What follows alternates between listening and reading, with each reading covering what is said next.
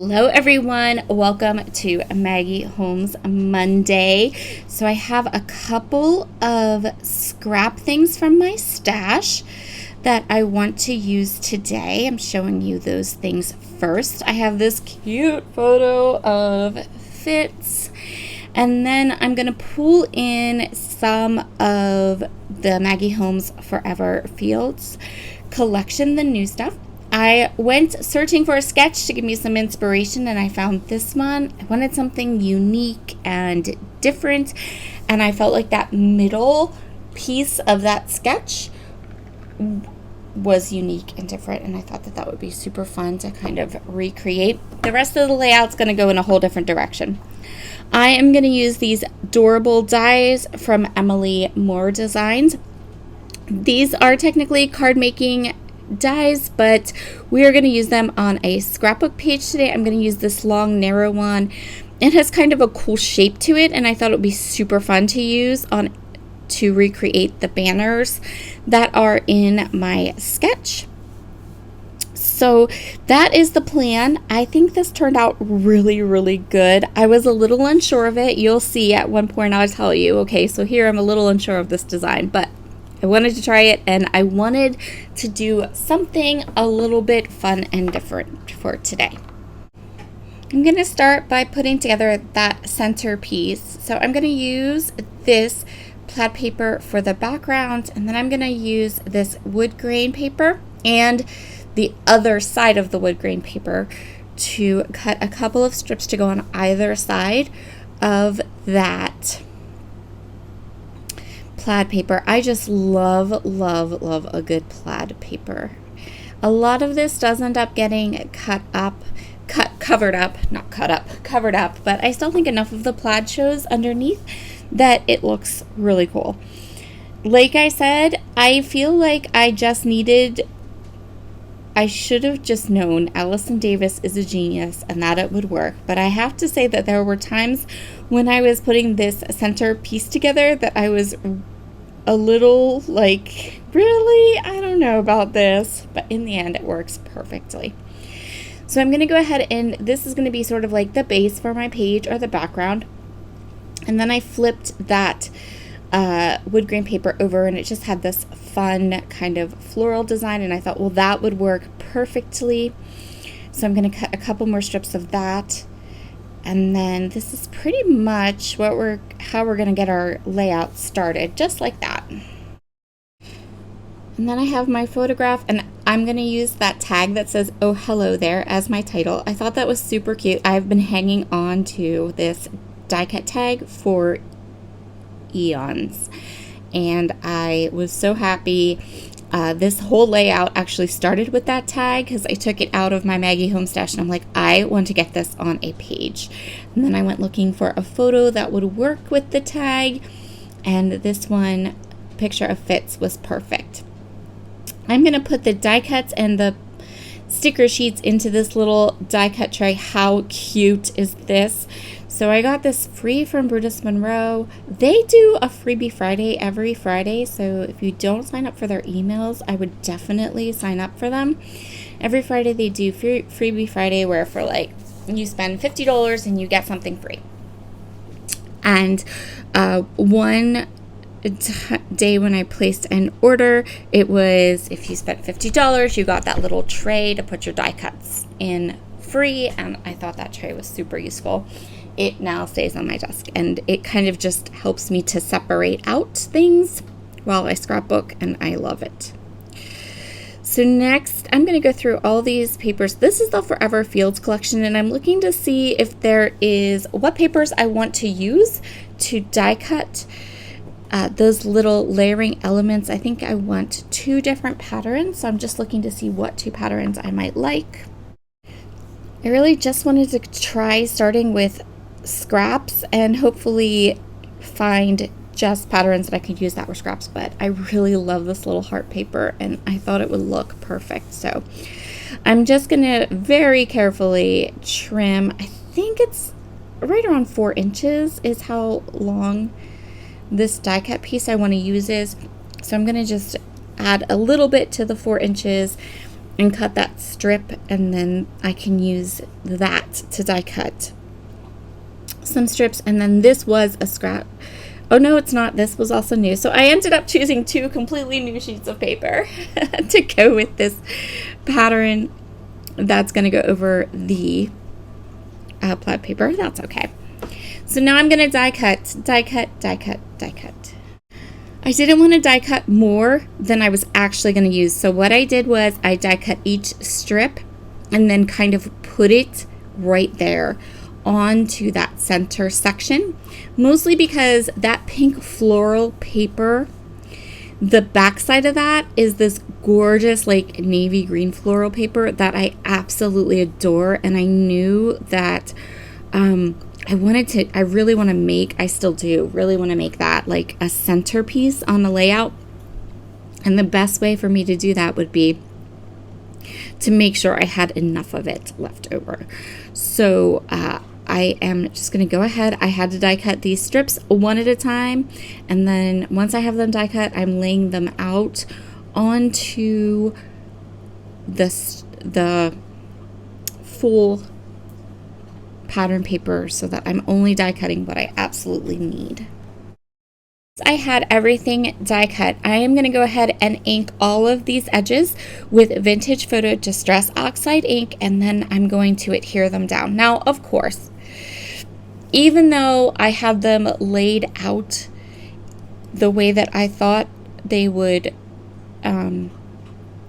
go and everything, I still ended up with a little bit of a gap in the middle, and so we're going to fill that in with stickers. I didn't die cut any more of the strips, but I'm glad that I did this.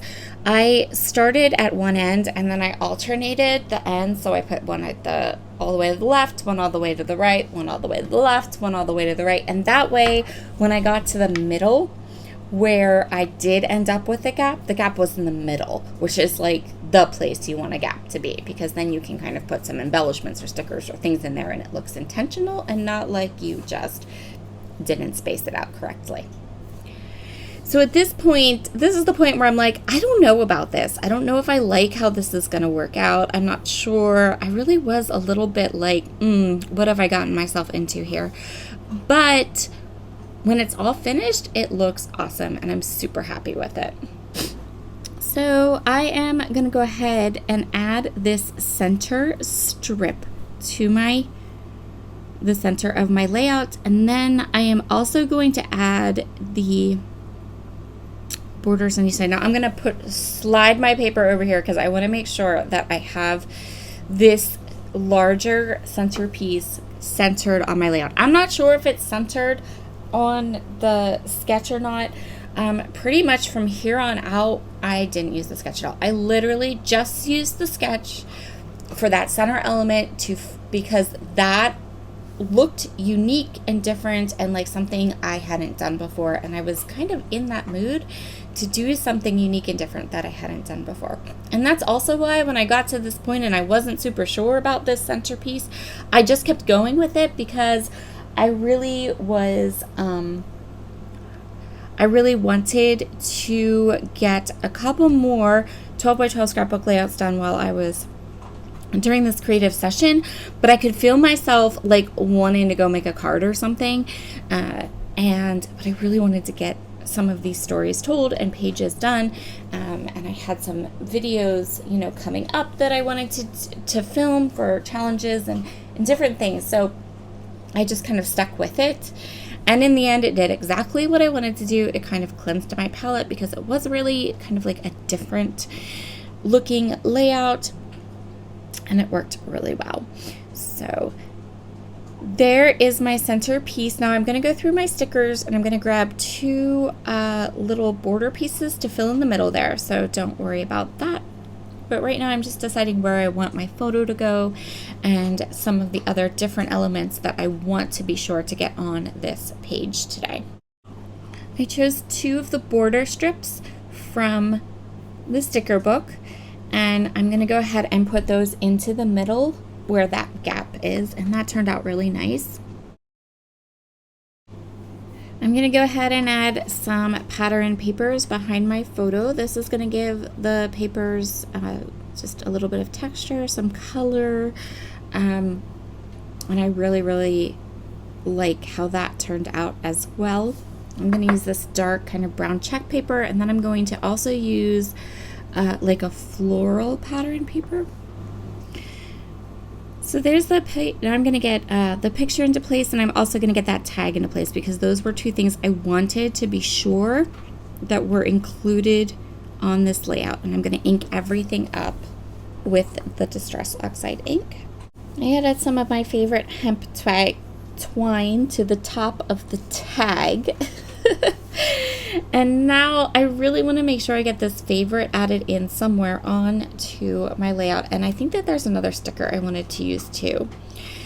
I want my photograph to be nice and straight. So I'm going to grab my T-square ruler, get that into place. And you can see that little camera up in the upper right hand corner. We're actually going to build that camera out a little bit. I don't have a lot of journaling for this layout. I mean, I don't have any journaling for this layout. It's not really a journaling type photo. It's just a cute photo of my dog.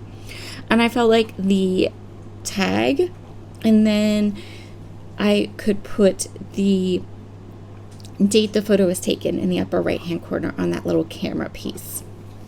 I really wanted to incorporate some of these stickers from my stash, and I really liked this one. But I definitely knew we needed to have something on it. So what I'm going to do is I'm going to mix these collections. This is so the stickers from an older Maggie Holmes collection, but I'm going to actually pull in from Forever Fields one of the clear stickers. So this is a awesome way to use a clear sticker. And I'm going to go ahead and add these cute little tags. Of course, you can never have too many of these tags, and I'm already running out of them because they're quick and easy little tuck pieces for scrapbook pages. And so in that frame, I am going to find a clear sticker that I can pop in. This is a great use for clear stickers, to layer them over lighter colored frames or tags or things like that maybe are a little plain and you want to add a little decor to them. I did end up trimming off just a snippet of the little place, but look, perfect. Great use for a clear sticker. At first I thought I would go ahead and add that big camera die cut, but it was just too heavy, and I had a definite kind of color palette going on here, and it did not include black. So I'm going to end up holding on to those cameras for another time, and instead I'm going to go with a couple floral pieces. I am being a bit stingy with the floral pieces, I gotta say, because I know that I go through them faster than anything else.